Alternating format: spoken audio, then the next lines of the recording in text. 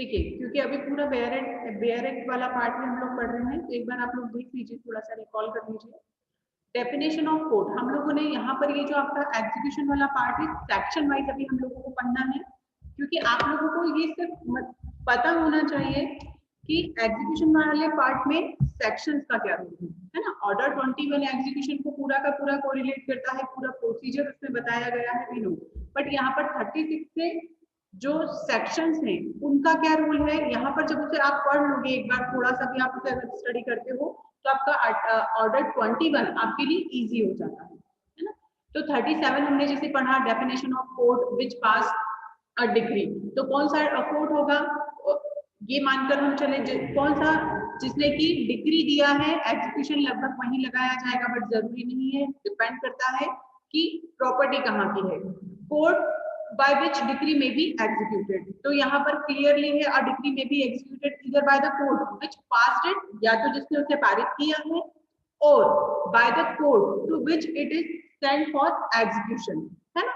ये दो कंडीशन थी। फिर ट्रांसफर ऑफ डिक्री, क्या किसी डिक्री को एग्जीक्यूशन के लिए कहीं और ट्रांसफर किया जा सकता है, तो यस किया जा सकता है। Transfer of decree to court in another state, another state के लिए भी जो प्रोसीजर है ये हमने देखा। Result of execution proceeding to be certified, powers of court in executing transfer decree. अब हम लोगों ने आई थिंक यहाँ तक पढ़ा था। किरण बताओगे मुझे हम लोगों ने किस सेक्शन तक पढ़ लिया है? यस मैम, 42 तक पढ़ लिया है।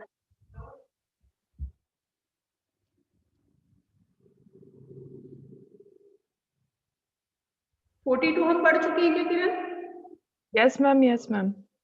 ओके, इसमें आप लोगों को क्लियर हुआ था? आई थिंक मुझे ध्यान नहीं कि आप लोग 42 पढ़ लिया था, क्योंकि मुझे इसमें जैसे सेक्शन 50 आपका है, एक बार रिकॉल कर लीजिए। Powers of court in executing transfer degree. अब अगर मान लीजिए कि कोई अंतरित डिग्री के निष्पादन में न्यायालय की शक्ति, तो वो किस तरह की मानी जाएगी? पहली चीज तो ये कि यहाँ पर आप लोगों को ये क्लियर रखना है कि जो डिग्री, जिस कोर्ट ने डिग्री पारित की है, यहाँ किसी तरह का कंफ्यूजन नहीं होना चाहिए कि डिग्री एग्जीक्यूशन की लगाई, उसके लिए लगाई कहाँ जाएगी। पहली चीज तो वहां जहां से आपको डिग्री पास हुआ है, ठीक। अब अगर वो जो प्रॉपर्टी है या उसका जुरिस्डिक्शन नहीं है, तो कहाँ, जो जहां पर उसको एग्जीक्यूट के लिए लगाया जा सकता है, मीन कंपेरेंट कोर्ट में, ठीक है। अब इसके अलावा कुछ पावर्स की अगर हम बात करें तो कौन से पावर्स होंगे? वो सारे पावर्स इस कोर्ट को होंगे। किस कोर्ट को? जिसमें कि हमने एग्जीक्यूशन के लिए हमारा डिग्री लगाया है।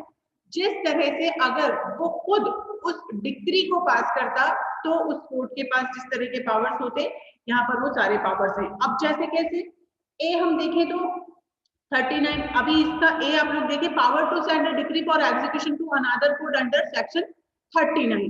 अब यहाँ पर उस कोर्ट को क्या क्या पावर है? ए में हमने देखा कि वो उस डिग्री को ट्रांसफर कर सकते हैं, कहीं भी एग्जीक्यूशन के लिए भेज सकते हैं, A. B, power to execute the decree against the legal representative of the deceased judgment actor under section 50। धारा 50 के अधीन मृत निर्णित ऋणी, यहाँ पर प्रवीण ध्यान से सुनना, मृत निर्णित ऋणी जजमेंट एक्टर डिसीज्ड, जो कि मान लीजिए ए के अगेंस्ट बी को डिक्री पारित हुआ है, ए की डेथ हो गई। अब अगर ए की डेथ हो चुकी है तो हम हमारे डिग्री को एग्जीक्यूट नहीं कराएंगे, तो हम किसके अगेंस्ट कराएंगे? सेक्शन 50। अभी हम पढ़ेंगे सेक्शन 50 को। सेक्शन 50 हमें ये राइट देता है कि अगर कोई व्यक्ति जिसके अगेंस्ट डिग्री पास हुआ है उसकी डेथ हो जाती है, तो उसके लीगल रिप्रेजेंटेटिव के अगेंस्ट हम डिग्री लगाएंगे। फिर power to order attachment of a degree, degree को कुर्क करने के आदेश देने की शक्ति, और डिग्री के निष्पादन में मान लीजिए कि अगर किसी तरह का स्पेसिफिक लिमिटेशन का कोई इशू है तो उससे रिलेटेड जो भी ऑर्डर दिया जा सकता है। लिमिटेशन, मर्यादा अधिनियम, परिसीमा अधिनियम, लिमिटेशन एक्ट, तीनों एक ही हैं। मर्यादा अधिनियम भी बोला जाता है, मर्यादा मतलब परिसीमा। अब क्योंकि आप लोगों को मैंने कई बार बोला है कि सीपीसी में हर एक चीज के लिए, चाहे वो इमूवेबल प्रॉपर्टी हो चाहे वो मूवेबल प्रॉपर्टी हो, यहाँ पर लिमिटेशन बताया गया है किस समय तक आप अपने अधिकारों के लिए जाग सकते हैं। मान लीजिए कि इमूवेबल प्रॉपर्टी का केस है, तो यहाँ पर लिमिट होगी, जो भी स्पेसिफिक एक्ट किस तरह का आपका केस है उसके अकॉर्डिंग 12 साल मैक्सिमम है। वैसे अब इमूवेबल प्रॉपर्टी ही है पर आपकी पोजीशन की नहीं है या आपकी ओनरशिप नहीं है, तो यहाँ इस तरह की जो भी चीजें हैं उसमें अगर कोई इस तरह का इशू अराइज होता है जो कि लिमिटेशन एक्ट से रिलेटेड है, तो यहाँ पर कोर्ट को राइट होगा कि वो उसके संबंध में जो भी उचित ऑर्डर देना चाहे वो दे सकता है। फिर किस तरह से आप धन का संदाय करेंगे, वो इस तरह यहाँ पर वो सारी चीजें जो कि किसी डिग्री पास करने वाले कोर्ट को जिस तरह के पावर्स होते उस तरह के सारे पावर्स यहाँ 42 में दिए गए हैं। ठीक है, 43 एग्जीक्यूशन ऑफ डिक्रीज। अब देखिए ये मोस्ट इंपोर्टेंट पार्ट है, थोड़ा सा देख लीजिएगा अच्छे से।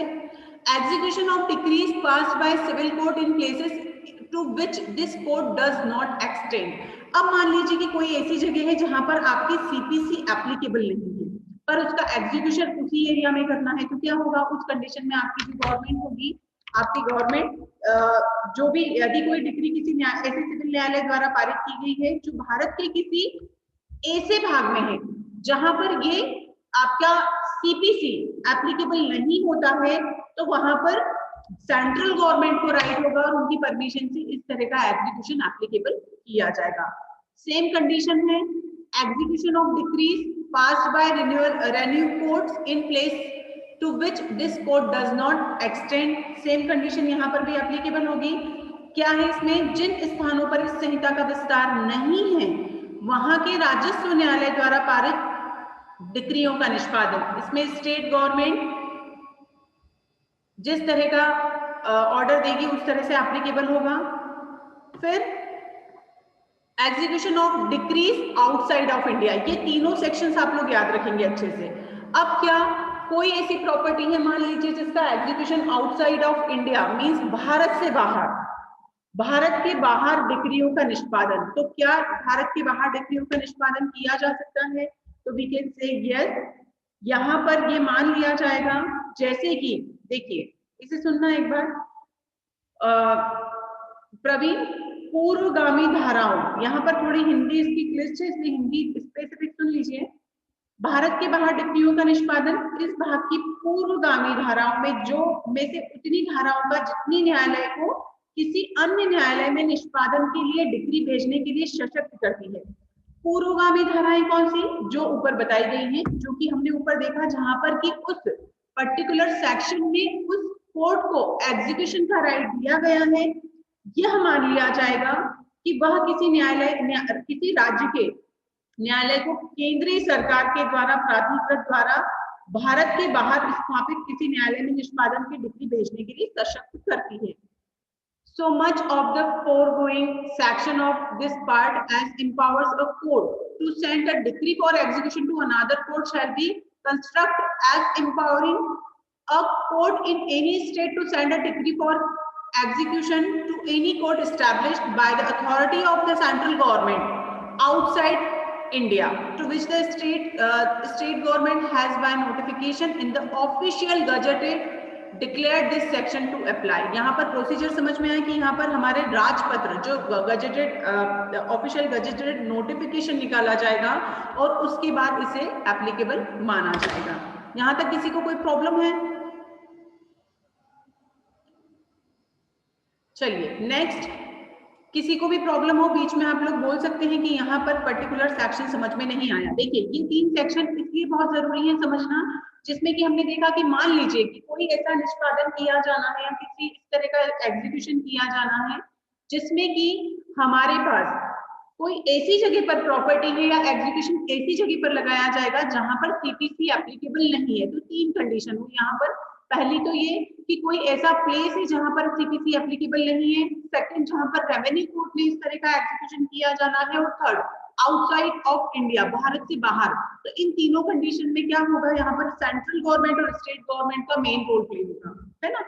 फिर प्रिसेप्ट्स, अब ये है आपका आज्ञा पत्र। क्या किसी प्रॉपर्टी के लिए उसे कुर्क किए जाने के लिए अलग से कोई आज्ञा पत्र दिया जा सकता है?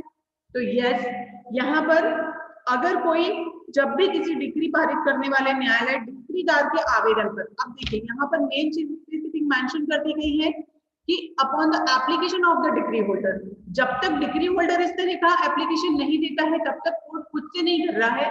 Court which pass the decree may whenever it thinks fit issue a precept to any other court which would be competent to execute such decree to attach any property. यहाँ attachment of property से मतलब होता है किसी property को कुर्क करने के लिए जब्त कर लेना. ठीक है, क्योंकि देखिए अगर शायद भूल गए हो तो एक बार फिर से मैं आपको रिकॉल करवा दूं. एग्जीक्यूशन का मतलब क्या हुआ, जैसे मैंने कहा कि मुझे किसी से 10 लाख रुपया लेना है और मुझे उसके फेवर में मतलब उस व्यक्ति के अगेंस्ट में मुझे डिग्री पास हुआ है कि हाँ, जब मैंने पूरा केस लगाया उस केस को लगाने के बाद मेरे फेवर में डिग्री हुआ है कि हाँ मुझे ओवरऑल उससे 8 लाख रुपए लेने हैं. अब उस 8 लाख की डिग्री मेरे फेवर में हुआ है तो सामने वाले व्यक्ति के अगेंस्ट मैंने जब डिग्री एग्जीक्यूशन में लगाया तो अब ऐसा तो नहीं है कि इजीली मेरे फेवर में डिग्री हुआ और सामने वाले ने मुझे अमाउंट एज इट इज दे दिया. लंबे समय तक टालते रहने के बाद डिपेंडेंट देने को तैयार ही नहीं है. अब उस कंडीशन में क्या किया जाएगा, तो मैंने कोर्ट में एक एप्लीकेशन लगाया कि ये व्यक्ति मुझे पैसे देने को तैयार नहीं है और इसकी पर्टिकुलर यहाँ इतनी प्रॉपर्टी है. तो क्या अब कोर्ट को ये राइट होगा कि वो उस प्रॉपर्टी को जब्त करके और उसे कुर्क करके मुझे मेरा पैसा दिला सके? तो यस, ये राइट कोर्ट को होता है. जैसे अभी हमने देखा 42 में, तो यहाँ पर था स्पेसिफिक, अगर आपने ध्यान दिया हो कि डिग्री को कुर्क करने के आदेश भी हैं. सी में देखा अभी हमने, तो यहाँ पर उसके लिए कोई आज्ञा पत्र प्रिसिप्ट इशू किया जा सकता है ना.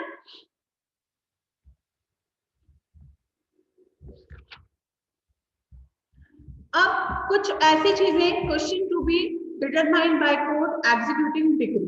अब कुछ ऐसी चीजें होती हैं जिसको मैम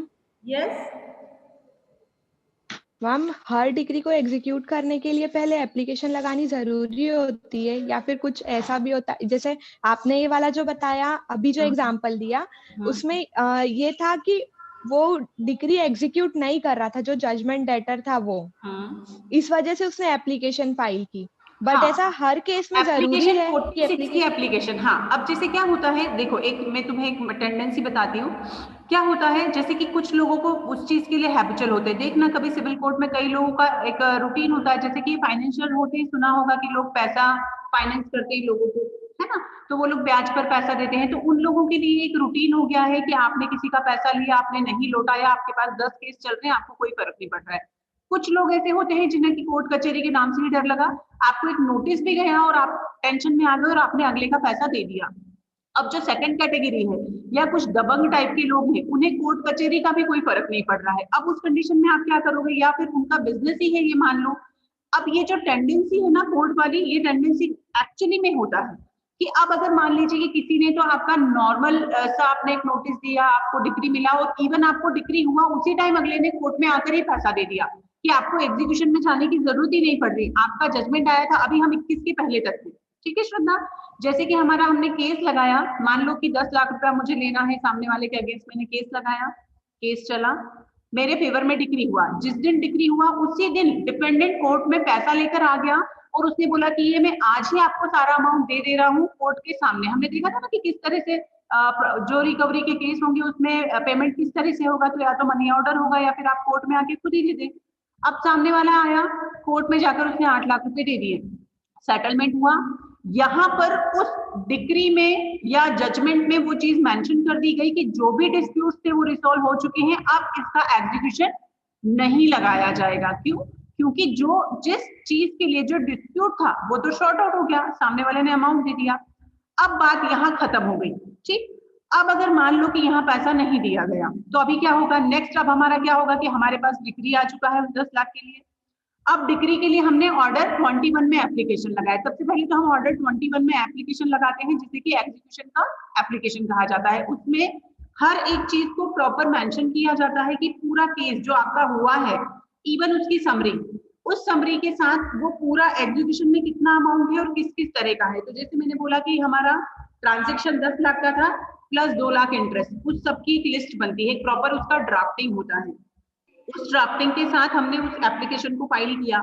अब आपने एग्जीक्यूशन लगा दिया है, उसके बाद भी सेम प्रोसीजर होगा. सामने वाले को समन्स गया, रिस्पोंडेंट नहीं आया, रिस्पोंडेंट समन्स को मिलने 3 बार समन्स गए, नहीं आ रहा है, देन उसके बाद अगर वो अपीयर हो ही नहीं रहा है बार बार पहले आप समन्स भेजेंगे, फिर वारंट भेजेंगे।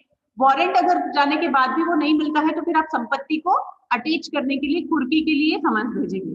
ठीक, अब जैसे कि 46 में मैंने बोला कि प्रिसिप्ट, अब 46 का आवेदन लगाया गया है अगर कि सामने वाला तो किसी भी कंडीशन में अपीयर नहीं हो रहा है कोर्ट में, और अब क्या किया जाए, तो अब 46 का एप्लीकेशन लगाया जाएगा कि अब उसकी अगर इतनी इतनी प्रॉपर्टी है तो उस प्रॉपर्टी को जब्त कर लिया जाए, और उसे गवर्नमेंट मीन्स यहाँ पर जुडिशरी अपनी बैलिफ मतलब वहां के जो लोग होते हैं जो कि समन्स को लाने ले जाने का काम करते हैं, या कोर्ट में जो एम्प्लॉयज होते हैं, वो उसको कुर्क करवाने के लिए बोली लगाएंगे, और उससे मिलने वाला अमाउंट फिर यहाँ पर जजमेंट डिग्री होल्डर को दिया जाएगा। तो ये एक प्रोसीजर होता है। अब इसमें कई बार ऐसा होता है कि जब आपकी संपत्ति को कुर्क करने तक के ऑर्डर निकल जाते हैं, उसके बाद रिस्पोंडेंट को होश आता है कि अरे अब इसका पैसा दिया जाना चाहिए।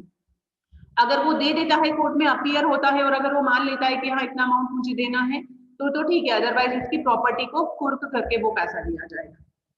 ठीक है, तो यहाँ पर जैसे मैंने कंडीशन बताई, तो ये सारी कंडीशन है कि क्या हुआ, हो सकता है कि आपको जिस दिन आपके फेवर में डिक्री हुआ था, हो सकता है उसी दिन कोर्ट में सामने वाले आकर आपको होता है ना कि हाँ भाई ठीक है एग्जीक्यूशन फिर लगेगा, फिर हम किसी वकील को करेंगे, देन पूरा प्रोसेस चलेगा, लंबे समय तक केस चलेगा।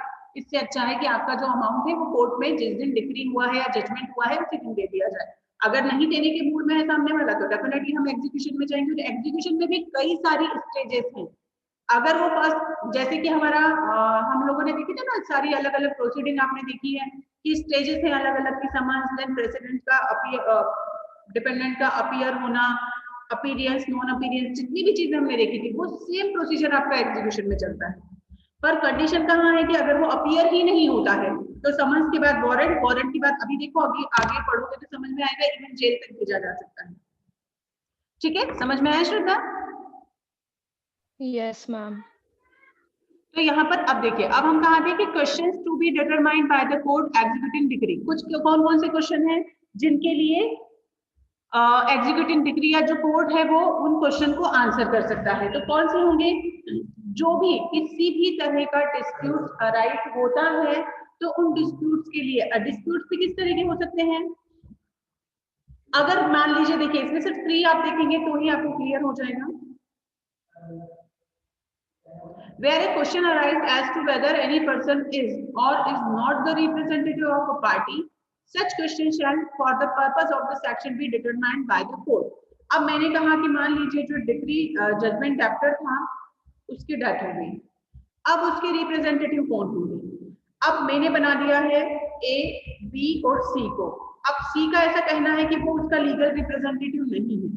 अब ये क्वेश्चन को कौन सॉल्व करेगा, जैसे मान लो कि मैंने ए, बी और सी तीन को ये माना मैंने कि तीनों इसके रिश्तेदार हैं या बच्चे हैं या जो भी है, मैंने तीनों को उसका डिग्री डॉक्टर मानकर और मैंने उसे यहाँ पर डिपेंडेंट बना दिया है। सी ने मान लिया कि नहीं वे तो नहीं, मुझे नहीं देना है, तो अभी क्या होगा, ये क्वेश्चन कौन सॉल्व करेगा, तो ये कोर्ट जिसमें कि हमने एग्जीक्यूशन लगाया वो यहाँ पर इस तरह के क्वेश्चन जो भी अराइज होते हैं उन चीजों को सॉल्व करेगा। ठीक है, फिर 49 हम देखेंगे, ट्रांसफरी। अंतरिकीय ट्रांसफरी कौन हो सकता है यहाँ पर, जो कि every transferee of a degree shall hold the same subject to the equities if any which the judgment debtor might have imposed against the original degree holder। अब यहाँ पर ये मान लीजिए कि ए जिसके के फेवर में डिग्री हुआ है उनकी डेथ हो जाती है, बी अब उनका डिग्री होल्डर हो चुका है, क्यों, क्योंकि वो उनका एलआर है। अब वो एलआर होने के कारण उसके ऊपर वो सारे राइट्स इम्पोज होंगे जो कि अगर ए होता तो उसके होते। ठीक है, 50 legal representative, most important part, इसको हाईलाइट कर लीजिएगा, इस पर कई बार शॉर्ट नोट भी बनता है। लीगल रिप्रेजेंटेटिव विधिक प्रतिनिधि, देखिए सिविल कोर्ट में या सिविल मामले में सबसे ज्यादा ये चीज मैटर करती है क्योंकि सालों साल तक केस चलते हैं, कई बार वादी प्रतिवादी की मृत्यु हो जाती है, केस चलता ही रहता है। अब अगर इस कंडीशन में किसी भी तरह का मामला हो, वो सिविल नेचर का होना चाहिए, बस किसी भी तरह का अगर है और उसमें अगर उस व्यक्ति की मृत्यु हो चुकी है तो अब उसके लिए कोई तो व्यक्ति होगा ना जो उसका एलआर बनेगा। अब वो एलआर जो होंगे, देखिए जहां डिक्री के पूर्णतः तुष्ट किए जाने के पहले निर्णय की मृत्यु हो जाती है, वहां डिक्री का धारक डिक्री का पारित करने वाले न्यायालय में आवेदन कर सकेगा कि वह उसका निष्पादक मृतक के विधिक प्रतिनिधि के विरुद्ध करे। कहां पर? डिक्री के पूर्णतः तुष्ट किए जाने के पहले निर्णित ऋणी की मृत्यु हो गई, मतलब आपकी where a judgment debtor dies before the decree has been fully satisfied, the holder of the decree may apply to the court which passed it to execute the same against the legal representative of the deceased। यहाँ पर क्या किया जाएगा कि उस व्यक्ति के against, जो कि उसका एलआर हो सकता है, उसके अगेंस्ट इसे पास किया जाए। फिर जहां डिक्री ऐसे विधिक प्रतिनिधि के विरुद्ध निष्पादित की जानी है जहां पर मृतक की संपत्ति के उस परिणाम तक ही दायी होगा जिसने परिणाम तक वह संपत्ति क्या करने आगे है? किसका माइक ओपन है?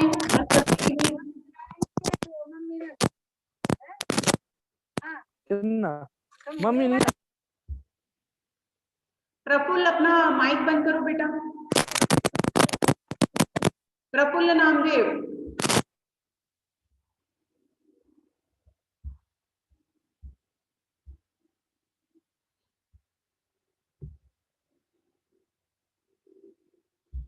एक छोटे से आपके इससे कितना डिस्टर्ब होता है आप लोग देख सकते हैं, ध्यान रखा करिए, है ना। पहले ही तो ऑनलाइन में पहले ही बड़े सारे प्रॉब्लम्स हैं।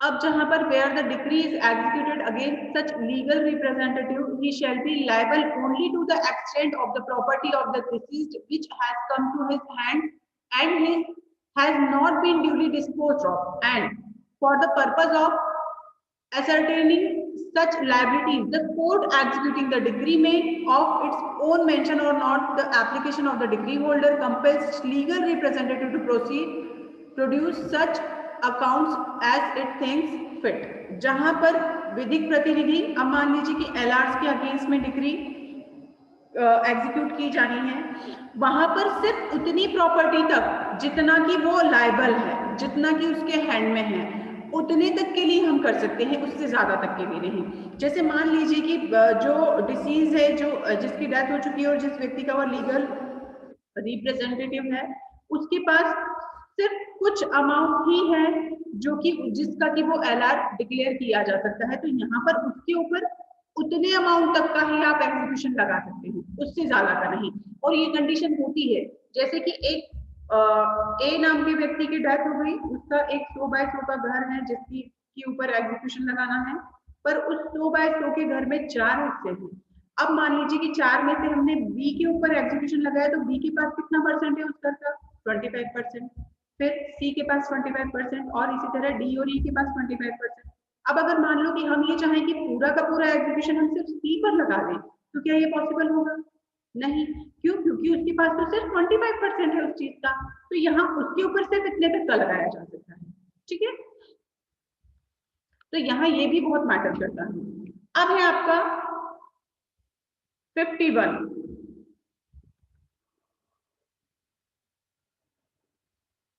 Powers of court to enforce execution.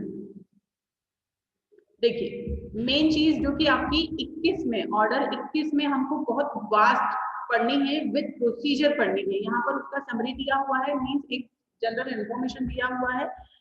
निष्पादन कराने की न्यायालय की शक्ति ऐसी शर्तों और परिसीमा के अधीन रहते हुए जो विहित की जाए, न्यायालय डिक्रीदार के आवेदन पर आदेश दे सकेगा कि डिक्री का निष्पादन subject to such condition and limitation and condition यहाँ पर बार बार याद रखिए, एज मे बी प्रिस्क्राइब, जो कि यहाँ पर बताई गई है। द कोर्ट में on the application of the decree holder order execution of the decree by delivery of any property specially decreed. किसी भी संपत्ति के डिलीवर्ड के लिए किस तरह का स्पेसिफिक जो कि डिक्री में मेंशन किया गया है, उसकी डिलीवरी उस तरह से की जाने का उसको पावर है।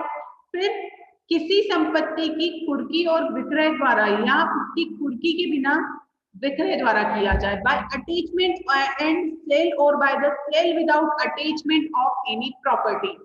अटैचमेंट ऑफ प्रॉपर्टी, जैसे मैंने बोला कि कुर्क किया जाना, तो यहाँ पर कोर्ट को ये पावर होता है। अभी पूरा का पूरा मैंने एक एग्जांपल दिया था बहुत बड़ा, शायद सबको समझ आया हो।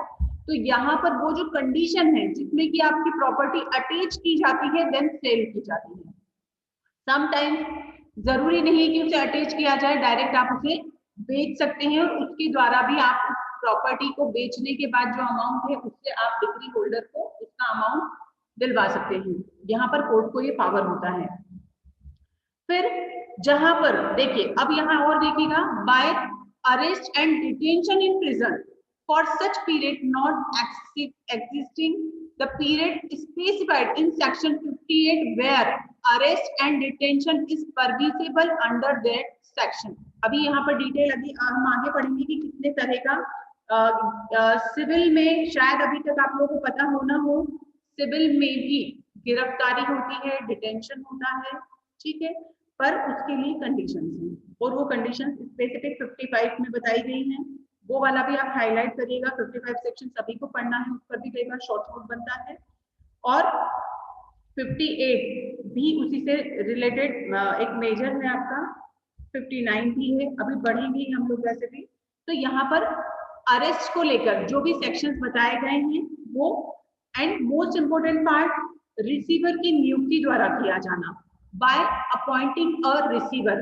कई बार एग्जीक्यूशन के लिए किसी रिसीवर को अपॉइंट किया जाता है। रिसीवर का मतलब होता है जहां पर कि जरूरी हो जाता है कि कोई एक थर्ड पार्टी हो जो कि उस एग्जीक्यूशन में हेल्प करे। तो अगर कोर्ट को लगता है कि वहां पर किसी रिसीवर को अपॉइंट किया जाना है, then court has power to appoint a receiver in such other manner as the nature of the relief granted by may required. किसी भी तरह का जो भी रिलीफ दिया जाना रिक्वायर्ड है, उससे रिलेटेड हर तरह के जो भी रिक्वायर्ड चीजें हैं वो करने का राइट यहाँ पर कोर्ट को होगा। पावर की उसकी कोर्ट के उस पावर में आता है। अब देखिए यहाँ पर क्या लिखा है, परंतु जहां डिक्री धन के संदाय के लिए है वहां कारागार में निरोध द्वारा, अब यहाँ धन का संदाय मतलब आपका रिकवरी का केस है, provided that where the decree is for the payment of money, execution by detention in prison shall not be ordered unless after giving the judgment debtor or opportunity of showing cause why he should not be committed to prison, the court for reasons recorded in writing is satisfied। यहाँ पर उसे proper opportunity दी गई है और उसके बाद जब उसे इतनी बार अपॉर्चुनिटी दी गई कि वो उसका पेमेंट कर दे, फिर भी अगर उसने नहीं किया है तो फिर वो रीजन बताए कि क्यों ना उसे जेल में डाल दिया जाए। ठीक है, that the judgment debtor with the object or effect of obstructing or delaying the execution of the decree, न्यायालय अपनी अधिकारिकता की स्थानीय सीमाओं से फरार होने वाले या छोड़ने वाले अथवा वाद संस्थित किए जाने के पश्चात डिक्री में पारित की गई अपनी संपत्ति को बेईमानी से अगर कोई अंतरित कर चुका है, हटा चुका है, छिपा चुका है, मतलब कुल मिला के आपको यहाँ पर ये ध्यान रखना है कि जो आपका 51 है उस 51 में उस कोर्ट को वो सारे पावर्स हैं किस तरह से डिलीवर किया जाएगा, प्रॉपर्टी को अटैचमेंट करने का, सेल करने का, किसी को अरेस्ट करने का, डिटेन करने का, और जो भी रिक्वायर्ड रिलीफ है वो दिए जाने के पावर्स यहाँ पर कोर्ट को होते हैं।